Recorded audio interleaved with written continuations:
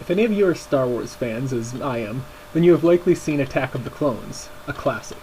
In this movie, a bright and strong bounty hunter named Jango Fett sells his DNA to be cloned into an army. The result is rows upon rows of platoons of Jango Fetts, horrifying and ready for battle. If you haven't seen the movie, I would recommend it as well. What isn't awesome about a plotline based on an army of clones threatening to destroy the universe as we know it? But although I sincerely do believe that your life would be made richer by the likes of Luke Skywalker, the Force, and blaster battles, convincing you to see a Star Wars is not my goal today. Indeed, I simply mention this groovy movie in order to raise the issue of cloning. When we hear of Jango Fett's story, we are immediately turned off to the idea.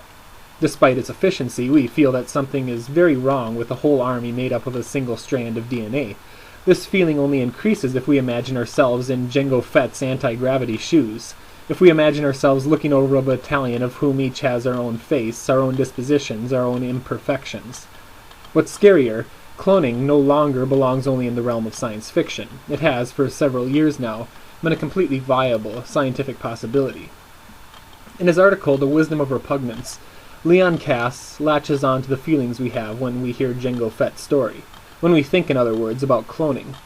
Kass, of course, realizes that cloning has its benefits. Through cloning, infertile couples could have children, certain diseases could be researched and possibly cured, desirable individuals could be replicated ad infinitum.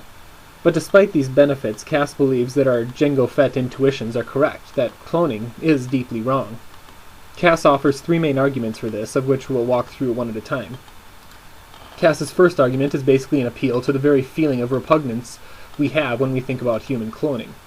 Indeed, Kass notes that this feeling is precisely the same when we get the precise same feeling we get when we think about incest, murder, cannibalism, and other such things. Kass then notes that this feeling of repugnance is not one that simply goes away through argumentation. Consider, for instance, offering arguments for and against cannibalism. The arguments would be irrelevant to the fact that we are disgusted by it. What this means, Kass continues, is that the feeling of repugnance is tied to very deep convictions about right and wrong, convictions so deep that they cannot even be touched by argumentation. Therefore, since we feel repugnance towards cloning, it must be deeply wrong. Now I think Kass's argument here is about as accurate as Luke Skywalker's first attempt at blocking blasters with his father's lightsaber. In other words, I think Kass's argument stinks. Indeed, isn't it true that people feel repugnance towards lots of things that clearly aren't deeply wrong? Personally, I feel repugnance towards mice. I hate them, and no argument is going to convince me otherwise. At the same time, though, I realize that mice are not actually all that harmful, that, unless one is a medieval pauper living in fear of the Black Plague, feelings of repugnance towards mice are in no way related to what mice are actually like. Therefore, it seems to me that just because we are disgusted by something does not mean that that something is bad. Kass thus can't claim that our repugnance towards cloning means that it is wrong. While Kass's first argument against human cloning thus stinks more than the Death Star's trash compactor, his second two arguments have all the beauty and grace of Princess Leia. The first of these has to do with the relationship between reproduction, human sexuality, and transcendence. They are all linked, Kass argues. In the first place, humans reproduce via sexuality. We do not bud, or split, or pollinate. Sexual reproduction, in turn, allows for us to transcend our own mortality. Indeed, through sexual reproduction, we are able to live beyond our own deaths through our offspring. Now, most sexually reproducing animals limit transcendence to the realm of reproduction, but this isn't so for humans, argues Kass. Indeed, humans take this reproductively grounded concept of transcendence and put it to use. For instance, we take the concept and use it as a motivation to make art. We attempt to make beautiful things that reach beyond our own lives. The concept of transcendence is also behind our formation of political systems. Indeed, what is politics but an attempt to create something bigger and longer sustaining than our own existences? In short, many of the things that make us human ultimately lie in our desire and capacity for the transcendence over mortality, a desire and capacity that ultimately grow out of our status as sexually reproducing creatures. But cloning threatens this status. Indeed, cloning divorces sexuality from reproduction, makes reproduction asexual and mechanical. In doing so, Kass argues, we potentially mess with the concept of transcendence, as our desire to transcend our own death is intimately bound up with reproduction and sexuality. And since transcendence is ultimately the ground for such human pursuits as art and politics, messing with it means messing with the very things that make us human. With this, then, Kass has finished his argument number 2. But just as Star Wars tend to come in trinities, so too do Kass's arguments, and so we move on to argument against cloning number 3. This argument is good, and perhaps even wins the metaphorical pod race of anti-cloning argumentation.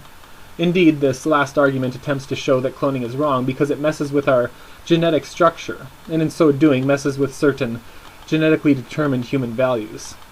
First of all, then, Kass begins, humans are, and have always been, the product of 2 genetic lineages. We are the mixture of the various genes of our mothers and fathers. Because of this, humans value family. To put it differently, we value and cherish those who participate in our genetic lineages. However, a clone does not have this genetic structure, is not the product of 2 genetic lineages. Rather, a clone is the precise copy of one individual. This means that a clone could never fully participate in the human value of family. A clone has no family, no genetic heritage. It quite simply does not make sense to say that a clone has a brother or mother or aunt. There is, however, another feature of a human's genetic structure that is denied to a clone. Namely, the genetic structure of every human is unique.